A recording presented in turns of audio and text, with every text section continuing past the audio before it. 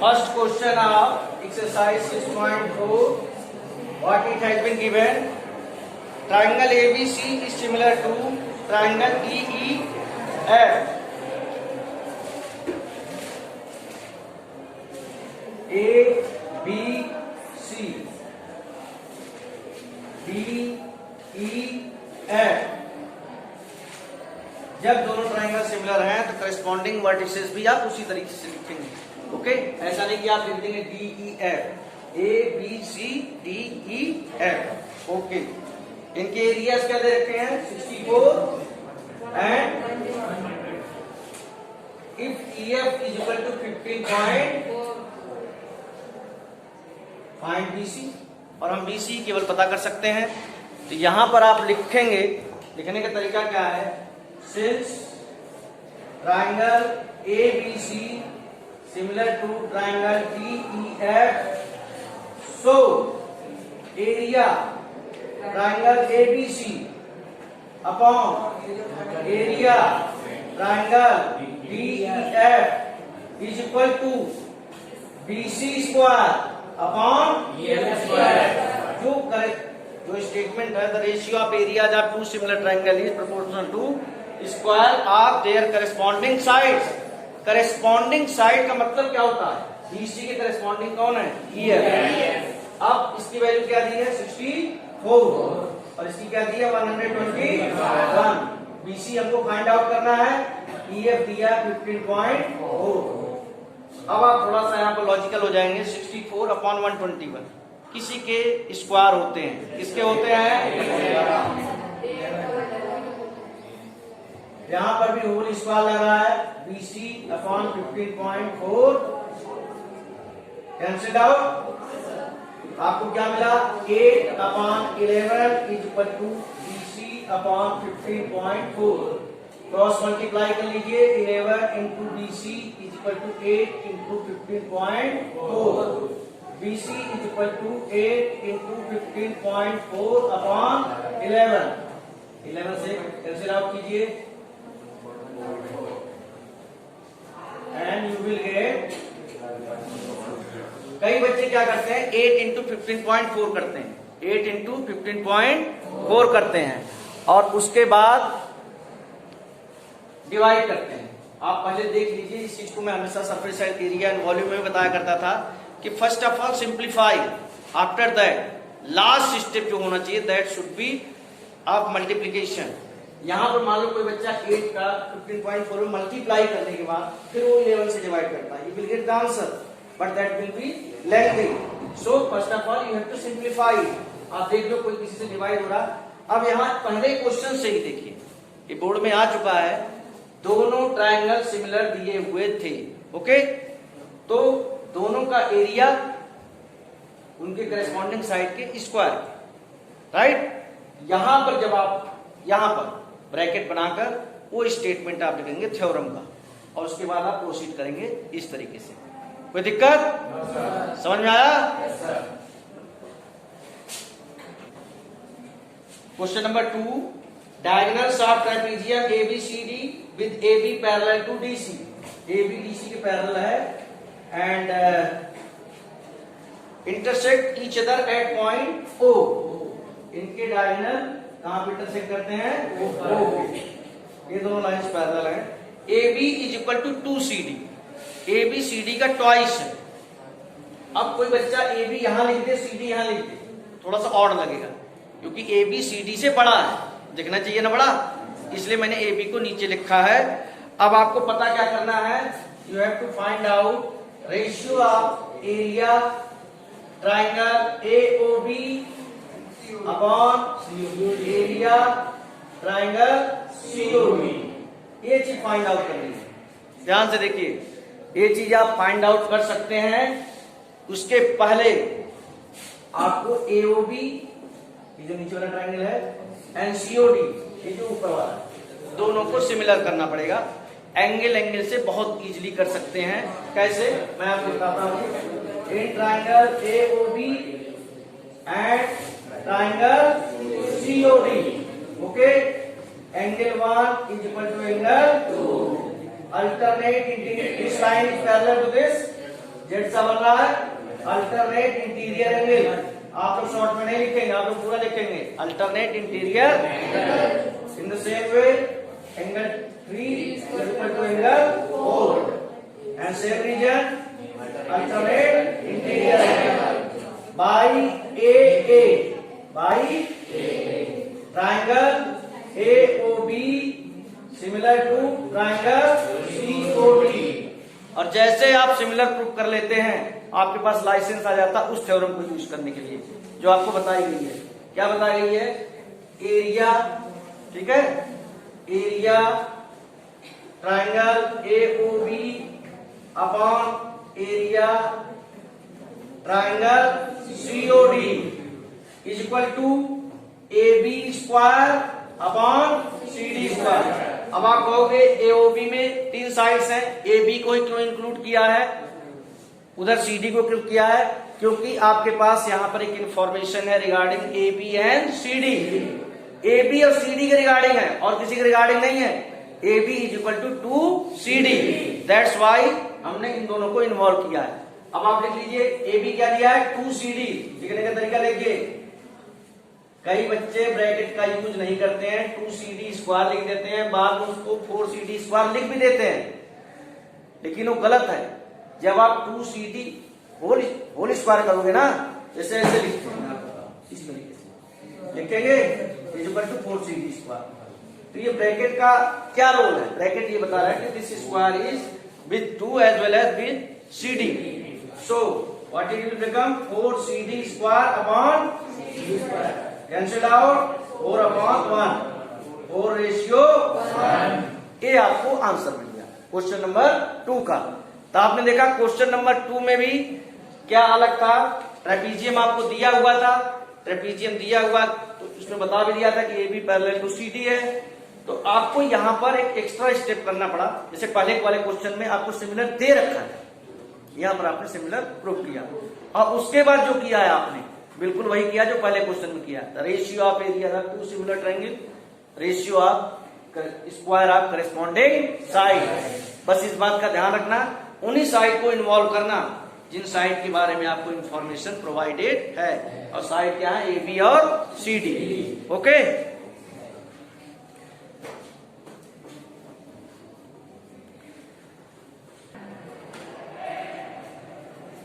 कोई भी लाइन यहां पे पैरेलल नहीं है।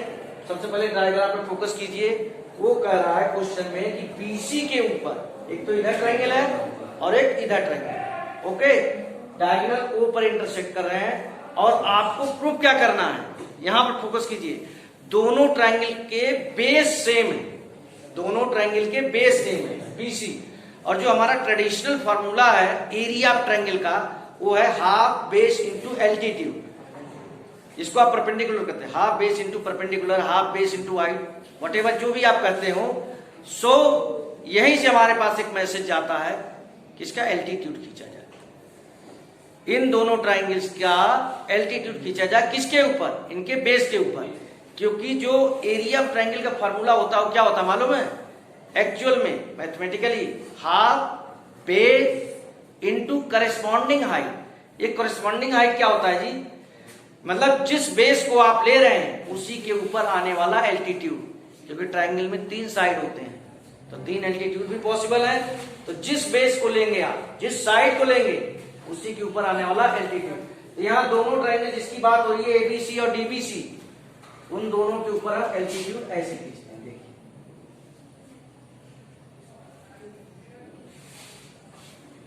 P, ये हमारा कंस्ट्रक्शन है, अपनी तरफ से हमने कंस्ट्रक्ट किया है, एल्टीट्यूड खींचा है। अब इन दोनों ट्रायंगल को हम बहुत इजीली, इन दोनों ट्रायंगल को हम बहुत इजीली सिमिलर प्रूफ कर लेंगे। वो आपको साफ दिख रहा होगा, in triangle APO and triangle DQO, angle APO is equal to angle DQO, each 90, दोनों 90 के है ना, angle AOP is equal to angle DOQ, vertically opposite angle, by AA, angle से triangle APO similar to triangle DQO.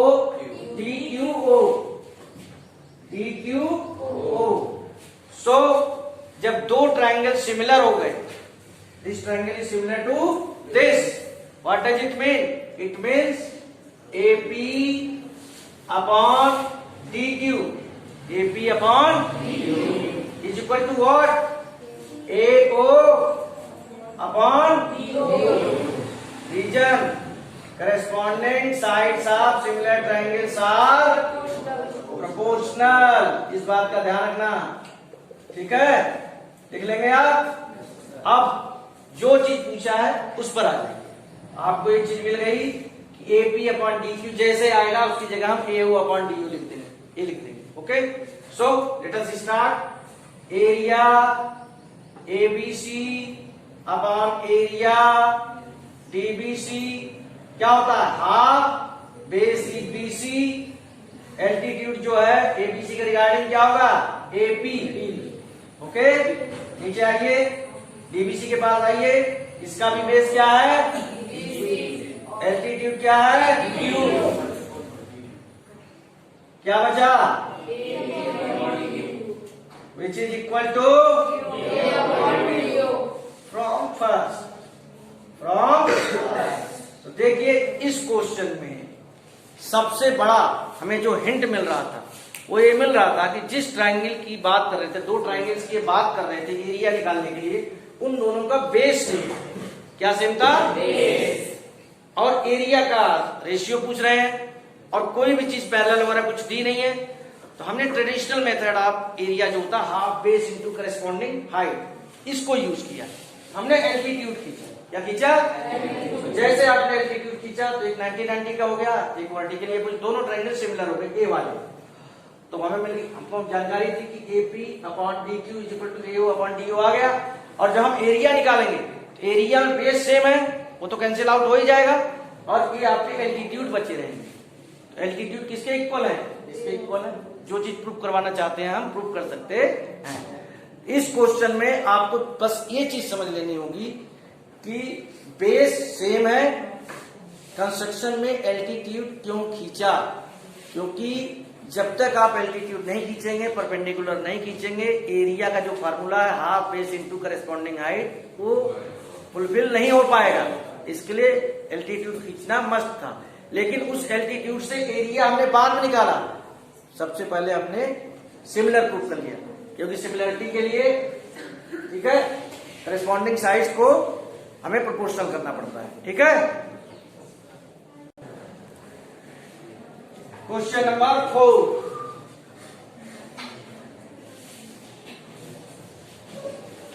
बना लेते हैं दो छोटे छोटे ट्रायंगल ABC और PQR। ये दोनों ट्रायंगल सिमिलर है, दे रखा है ABC सिमिलर टू ट्रायंगल।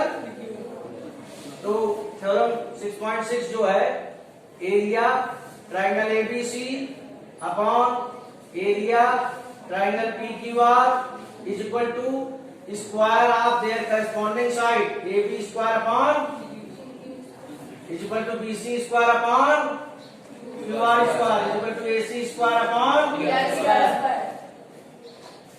6.6 का स्टेटमेंट। दोनों ट्रायंगल सिमिलर दिए है ना, तो आपको एक चीज मिल गई। एक चीज और इंफॉर्मेशन आपको प्रोवाइडेड है, व्हाट? दोनों के एरिया इक्वल है। एरिया ABC की जगह क्या लिख सकते हैं आप? Area PQR। ध्यान से देखना, एरिया PQR जब लिखोगे एक चीज इससे क्या हो जाएगी? कैंसिल आउट हो जाएगी, और क्या मिलेगा? इक्वल है ना, 1 मिला, तो क्या हो गया? AB square upon PQ square is equal to BC square upon QR square is equal to AC square upon. अब आप जरा देखिए, AB square upon PQ square is equal to 1, AB square is equal to PQ square, यानी कि AB is equal to PQ। Similarly आप prove कर सकते हैं BC is equal to and AC is equal to तीनों corresponding sides equal है, proportional नहीं, equal. By side triangle ABC congruent to triangle PQ। कोई प्रॉब्लम? जो मैंने यहाँ 1 डायरेक्ट लिख दिया, आप लोग मत लिखना, आप लोग एग्जाम में शो कर देना। Area triangle ABC upon area triangle PQR है, यहाँ भी PQR लिख देना और नीचे तो PQR है। नेक्स्ट स्टेप में आप 1 लिख देना। क्लियर है? आप वैसे भी सोचिए थोड़ा सा प्रैक्टिकली, दो ट्रायंगल सिमिलर होते हैं तो उनके साइड एक रेशियो में होते हैं। क्या होते हैं? रेशियो में। लेकिन यहां बोल रहा कि एरिया इक्वल है। What does it mean? दो ट्रायंगल सिमिलर है, एंगल इक्वल है, साइड प्रोपोर्शनल है, लेकिन बोल रहा है कि एरिया इक्वल है। एरिया इक्वल है मतलब साइड भी इक्वल होगा भाई, तभी तो एरिया इक्वल आएगा। लेकिन अब इस चीज को जो रिटर्न में आप देंगे वो आपका इस तरीके का है। ट्रायंगल ABC, ट्रायंगल DEF, दोनों के area triangle DEF upon area triangle ABC, यही तो निकालोगे। तो ये तो हम बाद में निकालेंगे, पहले हम किसी तरीके से ये प्रूव कर दें कि triangle DEF is parallel to triangle similar to triangle ABC। कैसे करेंगे वो आप देखिए, मिड पॉइंट थ्योरम का यूज करते हैं। D and F are midpoint of AB and so DF parallel to BC and DF is equal to half using midpoint theorem. Line joining the midpoint of two sides of triangle is parallel to third side and in length half of 8. किसी भी triangle के दो side के mid point को जैसे आप join करते हैं तीसरी साइड के पैरेलल हो जाता है और लेंथ में इसका आधा हो जाता है। ओके, DF BC के पैरेलल है। What does it mean? DF is parallel to BE also, क्योंकि BE BC का तो पार्ट है। ओके, एंड बेटा E मिड पॉइंट है तो DF इज इक्वल टू क्या हो जाएगा? BE। क्या हो जाएगा? DF BE के पैरेलल है और DF BE के इक्वल है। कोई भी कोऑर्डिनेटर दिया हुआ है उसको पैरेललोग्राम साबित करने के लिए या तो आप दोनों जो पेयर होते हैं अपोजिट साइड्स उनको आप पैरेलल प्रूफ कीजिए, ये साइड इसके पैरेलल, ये साइड इसके पैरेललोग्राम प्रूफ हो जाएगा, या ये साइड इसके इक्वल, ये साइड इसके इक्वल, पैरेललोग्राम। या किसी एक पेयर को पकड़िए, किसी एक इसको पकड़ लिया, ये पैरेलल भी प्रूफ कर दीजिए और इक्वल, या फिर इन दोनों को पकड़ लीजिए, पैरेलल भी प्रूफ कर दीजिए और इक्वल भी। यानी केवल पैरेलल से प्रूफ करना चाहते हो तो दोनों सेट लेने होंगे, केवल इक्वल से करना चाहते हो तो दोनों पेयर लेने होंगे, लेकिन केवल पैरेलल और इक्वल दोनों से प्रूफ करना चाहते हो किसी एक से, तो हमने यहां पकड़ा DF parallel to B, DF equal to BE। This implies that आपका DBEF इज ए पैरेललोग्राम। तो जब भाई ये पैरेललोग्राम है, एंगल F इसको बोल रहा हूं is equal to angle opposite angles of parallelogram are equal. Opposite angles of parallelogram are equal.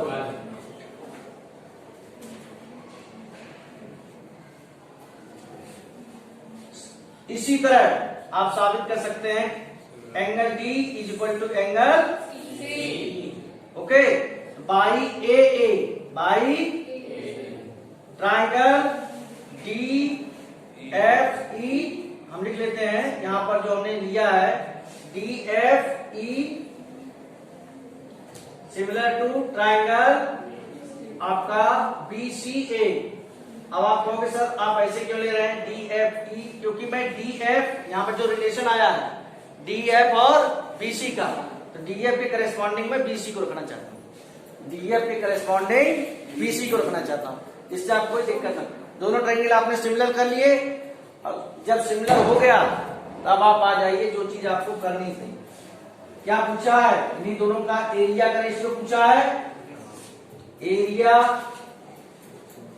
Triangle DEF upon area triangle ABC is equal to DF square upon BC square.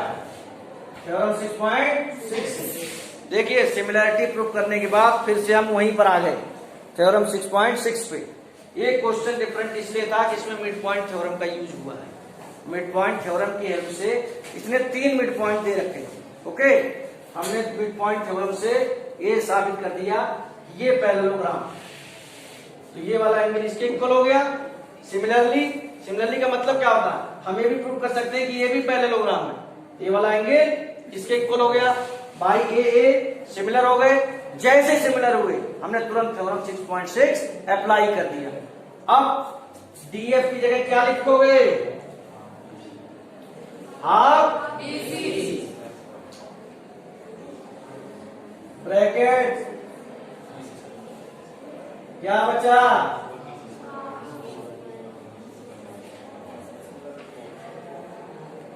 And this is your answer. Is it clear? आप देखिए जहां पर भी area का पूछा जाए, इस तरीके से चीज पूछी जाए, वहां पर आप थोड़ा सा देखना कि एरिया से रिलेटेड पूरी आपके पास एक थ्योरम है। अगर दो ट्रायंगल सिमिलर हैं और एरिया से रिलेटेड, जैसे इस ट्रायंगल में उसने मिड पॉइंट दे रखा था, क्वेश्चन में मिड पॉइंट दे रखे थे तीनों साइड के और एरिया का रेशियो पूछा जा रहा था, तो मिड पॉइंट से मिड पॉइंट थ्योरम का यूज करते हुए हमने साबित कर दिया ये जो छोटा वाला ट्रायंगल था कि बड़े वाले के सिमिलर है। और जैसे सिमिलर हुआ थ्योरम 6.6 का यूज किया हमने और उनके एरिया का रेशियो निकाल दिया। एरिया का रेशियो निकाल दिया, एक साइड का हमें रेशियो पता चल ही गया था, उसको यूटिलाइज करते हुए this is your answer. Clear है?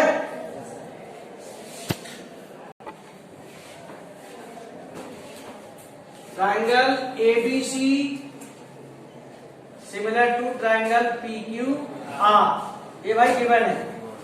ओके, और ये चीज प्रूव करनी है, AD और PM मीडियन है। ओके, ठीक है। तो जब ये दोनों ट्रायंगल सिमिलर हैं, what does it mean? AB upon PQ is equal to BC upon corresponding sides of similar triangles are proportional. Okay, अब आप ध्यान से देखिए, जो आपने BC लिखा है उसको आप 2BD लिख सकते हैं और इसको आप 2QM लिख सकते हैं। Median bisect the side on which it lies. Median उस साइड के दो इक्वल पार्ट कर देता है जिसके ऊपर आके टकराता है, इंटरसेक्ट करता है। तो ये दोनों पार्ट इक्वल है, BC 2BD का ट्वाइस है एंड QR इसका है।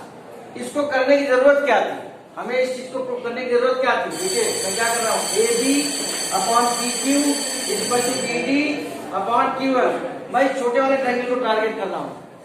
दो ट्रायंगल, दो साइड्स प्रोपोर्शनल हो गए और ये दोनों ट्रायंगल आपस में सिमिलर हैं। ये भी तो लिख सकते हो angle P equal to angle Q, corresponding angles of similar triangles are equal by side angle triangle ABD similar to triangle PQM। ठीक है, ये दोनों ट्रायंगल क्या हो गए? सिमिलर। तो भाई इससे क्या मिलने वाला है? ये मिलने वाला है AB upon PQ is equal to AD upon. अब बेटा triangle ABC is similar to, अब ABC और PQR पर आ जाते हैं। ये दोनों सिमिलर दे रखे हैं, तो आप लिख सकते हो कि area ABC upon area PQR is equal to AB square upon PQ square. 6.6 का यूज करते हुए, लेकिन अभी आपने प्रूव किया है कि AB अपॉन PQ हमारा क्या आ गया है? AD upon PM। ये हो गया equal to AD square upon PM square from first. देखिए मैं आपको बताऊं, ऐसा ही एक क्वेश्चन आपकी एक्सरसाइज में भी दिया हुआ है कि प्रूव करो कि दो सिमिलर ट्रायंगल जो होते हैं उनके साइड्स प्रोपोर्शनल होते हैं उनके मीडियन। एक क्वेश्चन दिया था तो उसमें हम यही चीज यूज करते हैं कि दो ट्रायंगल अगर सिमिलर हैं तो उनके इस साइड को जिसका मीडियन इन्वॉल्व है, एक ऐसे साइड को जिसमें मीडियन नहीं है और एक ऐसा साइड जिसमें मीडियन इन्वॉल्व है, उन दोनों को प्रोपोर्शनल कर लेते हैं। इक्वल कर लिया, अगर मीडियन है तो उसका ट्वाइस होगा, इस तरह से कर लिया। तो हम इस चीज सवाल ये है कि हमने दोनों ट्रायंगल को क्या कर लिया, सिमिलर। तो दो साइड प्रोपोर्शनल हो गए, एंगल भी एंगल क्यूब इक्वल। हम दो ये जो है आपका ट्रायंगल सिमिलर करने के पीछे हमारा इंटेंशन क्या है? हमारा इंटेंशन ये है कि एबीसी सिमिलर है पी क्यू आर के। Area of ABC upon area P Q R is equal to A B square upon P Q square है तो मैं जानता हूं, लेकिन किसी तरह अगर ये साबित हो जाए कि A B upon P Q equal to है किसके, ए डी अपॉन, तो वही एरिया इज इक्वल टू हो जाएगा A D square upon P M square. और A B upon P Q is equal to A D upon P M कैसे साबित करोगे? जब ये दोनों ट्रायंगल हो जाएंगे सिमिलर। और सिमिलरिटी के लिए हमने कार्यक्रम किया है। सिमिलर हो गए तो सिमिलर के बाद साइज प्रोपोर्शनल हो गए, उसके बाद थ्योरम 6.6 का यूज हुआ है।